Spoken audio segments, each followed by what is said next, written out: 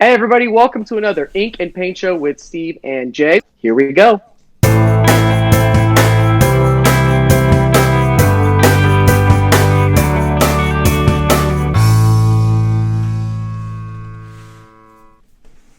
What's up, buddy? How's it going, man? Welcome back to another show. What's been going on with you?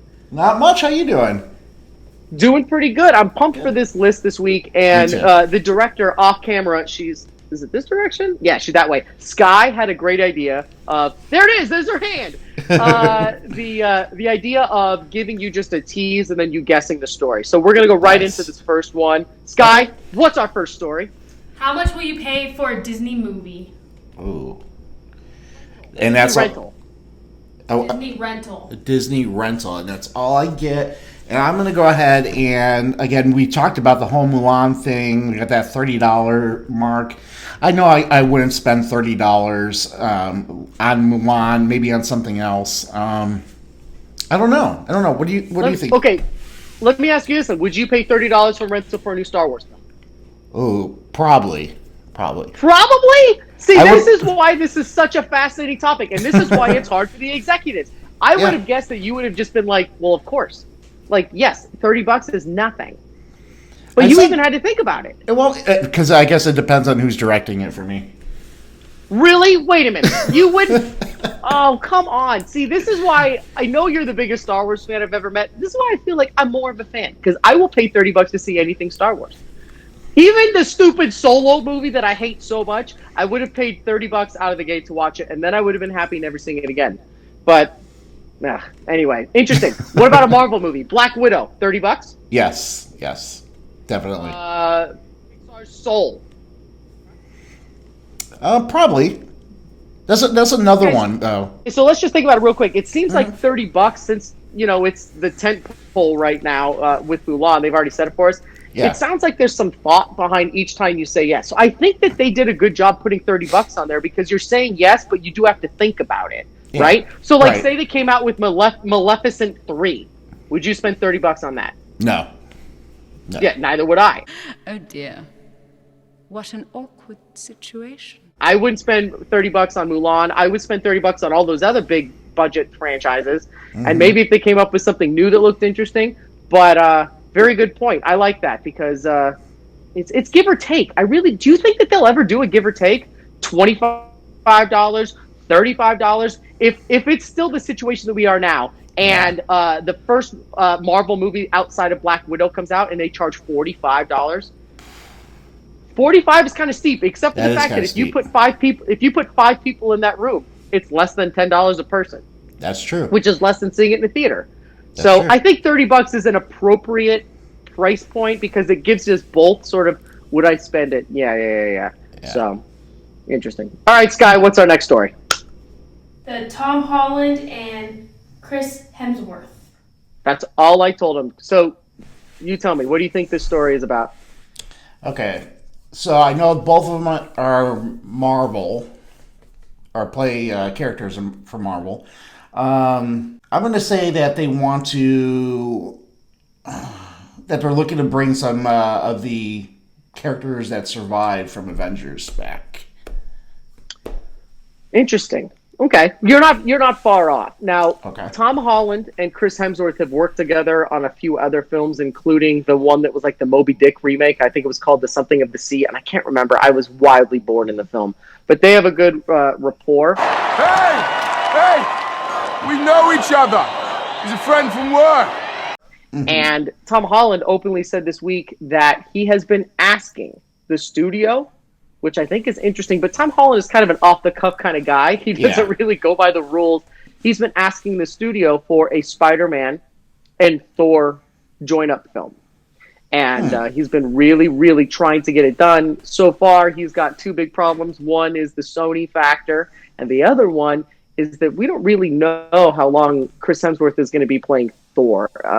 Experts kind of think we have two more films with him in them, including Thor: Love and Thunder and Guardians of the Galaxy 3. That could be the end of our time with the beloved God of Thunder. So, interesting story, but I like the fact that Tom Holland is sort of sticking his neck out for his buddy. And if you've got a good rapport with somebody, why not? Especially Yeah. somebody like Chris Hemsworth. Seems like a good show.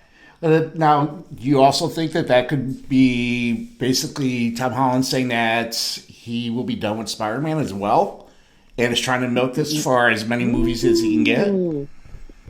I don't think so, because we know that Tom Holland signed a 6-picture deal, putting him at, I think it's 3 more films after this next one. So he literally can't just go anywhere unless he quits and gives his money back.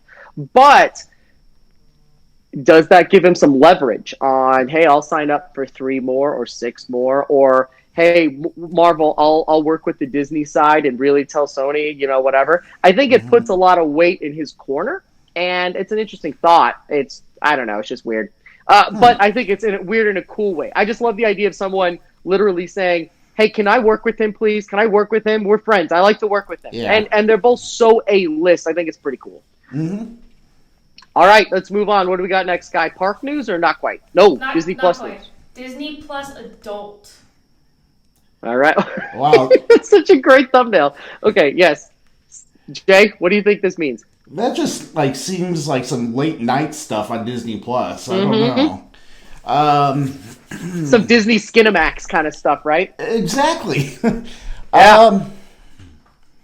I'm assuming probably that they're looking into more of the R-rated stuff. So I'm not quite sure what that means, but I think that's what they're looking at, is some of the more language, possibly, nudity, depending. I don't know.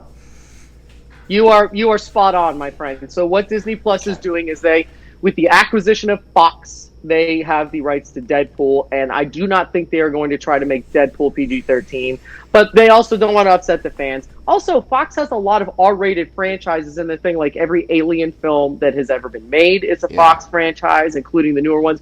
So what they are doing, when they're in the early beta stages of testing it, is making a Disney Plus adult section in the app that would require a passcode and a security lock so that kids can't just randomly, nilly-willy just go around and watch stuff that's not PG-13 related. But I think that this is a cool sign that Disney is actually taking a more progressive stance on their property ownership, because owning franchises like Deadpool and Alien and countless others, where are you going to go with those if you don't have a good platform for it? They're not going to start up a Fox streaming service. They just announced that they're done using the term Fox, or whatever. So that's what the story's about, and I think that it's a really smart move and kind of a no-brainer, to be honest, because it's easy to. I have a child lock on my Sling TV if you want to do it. Why can't Disney do the same thing? You don't have to totally embrace everything, but you can definitely say there's a place if you want to watch R-rated stuff, but to get there you have to have the child lock off and a passcode to make sure that you know what you're doing, resulting in little kids not being able to go on there and seeing Deadpool. Now, do you think that this is something that, say the movie Splash that they put on Disney Plus, obviously they made some changes in that movie to go ahead and cover the nudity that was taking place. Do you think they're going to go ahead and take that back out to its original and put it on there? Oh, yes. I actually do think that they'll do that on some of these ones. The other thing that they've talked about doing is The Simpsons. They edited a couple of times for things that they thought might be a little too edgy, and they are already getting a lot of flack, and they're going back. I don't remember the date, but they're going to go back and tweak some of the things they did. So to your point, if they get this setting on there, I'm pretty sure they will. But correct me if I'm wrong, Splash is PG-13 already, right? Yes. Splash was never a rated R film, so I don't think that they will add a adult version of Splash. If it's been edited as already PG-13, sadly I think that ship has sailed. I don't think they're going to add a separate version just so you could see what's her name topless for 2 seconds, or her butt. Well, Disney Plus actually went in there and they covered that up. They just made her hair longer, so it wasn't the original. So why not then go ahead and change what they already fixed back to its original? Because obviously they have a reason to go ahead and do that. But now if there's going to be a Disney Plus adult, why not go ahead and put it back to its original and keep it in that section? That's a good point. In my mind, it's all about the R rating factor. And if they're editing things that are rated PG-13, I can't imagine them putting an unedited version on the adult chapter of Disney Plus, but I could be wrong. I don't know. That is a very, very good point. Okay. I have no idea. Yeah. It's interesting, and it's still in beta stages, so we'll see. But I just think it's a no-brainer that they have to start encompassing their whole catalog. They have a lot of stuff on there that's not animated and cutesy. Yeah. Not everything is High School Musical. So I just think Exactly. I think it's a no-brainer. Yeah. Next guy, what do we got? What do we All got? right, next is Downtown Disney Shopping. Okay, so Jay, we kind of Ooh. talked about this for a hot second this week, but do you know what they did this week? Downtown Disney shopping. No. I can't think of what that Okay, would be. cool. Yeah. Interesting. I'll launch right into it. In Orlando, they used the older building for ESPN Zone. The ESPN Zone, and there's one in California too. Right. And what they did is they are filling that store with Disney merch, new stuff, exclusive stuff, some dated stuff. And when I sent you the article, I sent it to you at 8 a.m. when they announced it. And then the weird thing is by noon that same day, 3 hours later, it had changed wildly. And what happened was they released this thing, and you can go buy all of this exclusive merchandise and non-exclusive merchandise, everything but in the ESPN Zone that is no longer occupied by the ESPN Zone. And they did it on a reservation system for the month of August and September, and I think some of October. I think that's what it was. It sold out of reservations in the first 3 hours. Come on, hurry, let's go! Oh, 3 hours, and it's gone. If you want to go get a reservation to go shop for this stuff, you're screwed. You cannot do it. It is filled up, and you can't go. I just thought it was a wildly entertaining idea that they're opening up a giant location like the ESPN Zone, filling it with merch, but then you're getting people that are just doing reservations, maybe multiple reservations. Like, Yeah. there's so many people that buy and flip Disney merchandise. They do it for a actual living. People buy and flip Disney merch that live close to the parks. I think this is kind of that kind of group.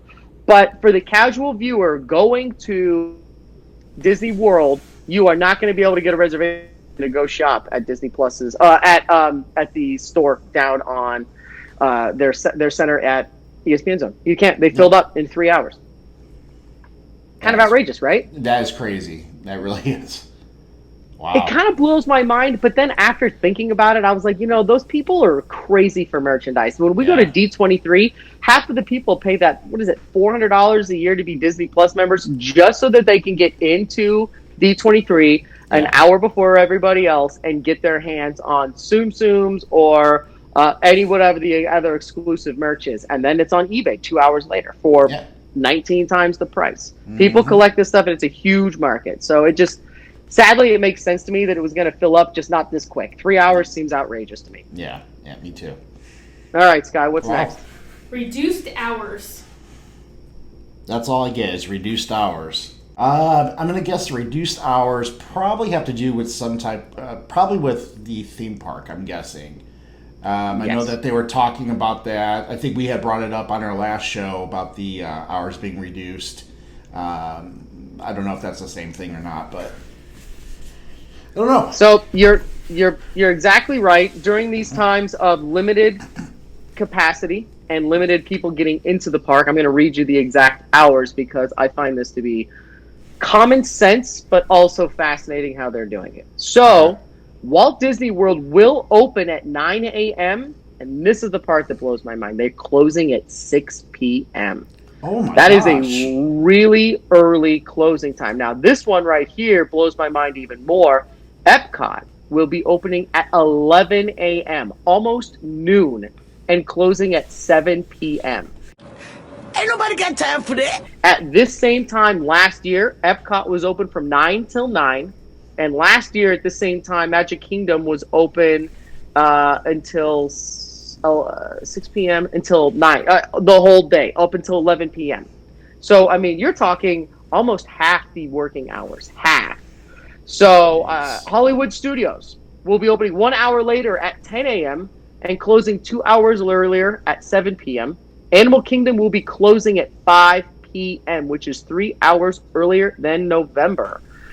These hours are continued trying to reduce hours. Here's the thing that I find fascinating about this. So first of all, we know that you're not getting a parade and you're not getting fireworks. Half of the reason why you stay past dark is for those things. Right. Except Magic Kingdom. Magic Kingdom is all about the nighttime show now because it has to be dark for you to get the idea of what's happening in Avatar Land, right? Mm-hmm. So to me, limiting these hours takes way more than half of the demand to get into Magic Kingdom. These are some tight hours. What do you think about the people going into the parks with these restricted hours? Those are some really tight hours. I know that when we, hit Disneyland as a family, I don't know how a family could really visit the park within those hours. That's tough. That really is. Yeah, and it's not like they've shut off half of their rides. It's still fully open. Yeah. The only thing you don't have is the fireworks show and a parade and stuff like that. Mm-hmm. But with the reservations and fast pass systems as you are, leaving at 6 p.m. is closing. I mean, at this point in time, I know Disney's in a hard situation. They have to pay for full staffing. They've been paying people during their furlough time, and they were excited to get money going back into the parks and all this other stuff. But honestly, I can't fathom personally paying for a full day ticket if I have to leave by 6. And more importantly, I can't imagine spending a full day ticket price at Epcot if I can't even get in until 11 a.m. 11 a.m. is so absolutely late. It's just crazy to me. It seems to me like they're making a cost decision, which I guess the company has to do, but man, those are some tight hours. Those are very tight hours. Yep. Very, very tight. Yeah. Oh, yeah. All right, Sky, what do we got next? Wow. Universal Studios. Universal Studios. All right. Now, is this about... Is that just what you're going to say? Just, oh my God, Sky, your little thumbnail is great. Shh. All right. Now, I think I heard something regarding Universal Studios. Is this regarding something about a new ride or something? Yeah, it is. All right. What do we got? Cool. So what do we got? We got some cool pictures, and maybe Scott can throw on a video or the pictures just while we're talking. I don't know how it works. But there's been a secret ride in the Jurassic Park section of Universal Florida's Islands of Adventure. Everyone knew it was a big themed roller coaster. It's considered an A-ticket ride. And if you look at the video, if we can't put it on here, maybe we're looking at it right now. You can see the size of the roller coaster and the structure. You're talking Hulk-size ride here. This is no little kid one. This is full size. But they were keeping it a quote-unquote secret until yesterday, when full-size velociraptors, vaguely wrapped in cellophane, were being delivered into the park during business hours.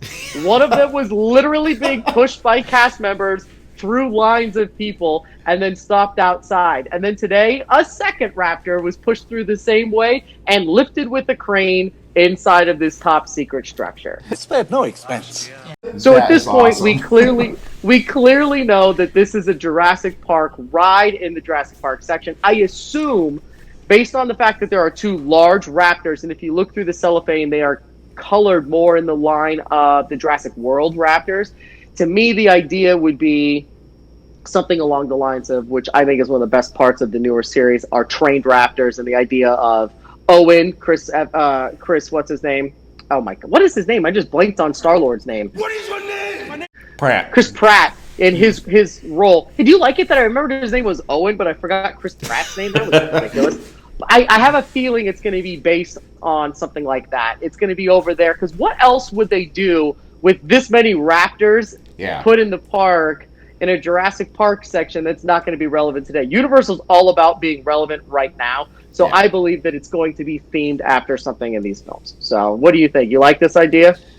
I like the idea of them actually bringing it in while people are there. I think they're not even trying to hide it. No. You know what? I bring this other picture in. I somehow forgot it on my list. They just put in the Quinjets from Avengers into the Avengers theme park in Disney California Adventure, because you know how that's all the Avengers Training Center? Yeah. Full-size Quinjets. And they just took a promo picture. Do you know what? The park is closed, by the way. It's closed. Yeah. They still brought it in at midnight. because they don't want people taking pictures.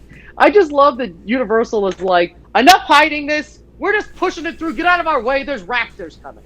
I just think that's so funny. But the pictures are great, and I highly recommend it. The video that we have is from a Facebook group called the Orlando Informer.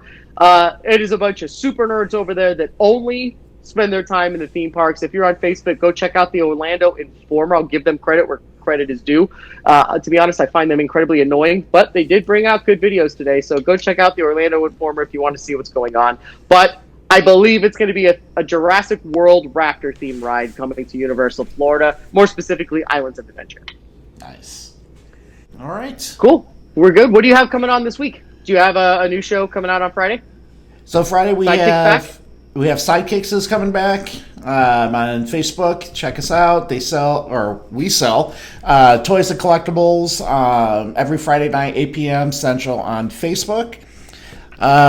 We have, well, I don't know, Steve, are we going to be doing a show this weekend? We do have a very fascinating show coming up in the future. And you know what? I was watching the edited version. Sky cut out what we were going to be doing, which is a classy move. But it is it's a less obtrusive, it's a less disgusting taste test for the ladies, I would say. Yeah. Am I fair to say that? I could say that. Who knows what you we're can gonna say do? that. Yeah, who knows? I could be making 15 different kinds of mac and cheese. Sarah, oh my God, Sarah would love that show. Is it Kraft? Is it Shells and Cheese? Is it from Chipotle? Who knows? Hey, is it real cheese? Oh, Mike, see? You live up in that By the way, Chipotle does not make mac and cheese. That was a joke. But anyway. I totally didn't catch that. I would go, okay. Next time you're Chipotle, like, Steve said you had mac and cheese. This is highly nutritious microwavable macaroni and cheese dinner. Oh, man. All right, well, we'll come back in another week or two with some more Disney and theme park related news. Yes. And anything else, make sure you subscribe to What the Jason. Follow on Facebook. Follow Sidekicks on Facebook. And other than that, Jay, you want to sign us out, baby? What do we got? All right. So don't forget, if you like this video, go ahead and subscribe on YouTube. And until next time, guys, we will see you later. Bye, everybody. Bye.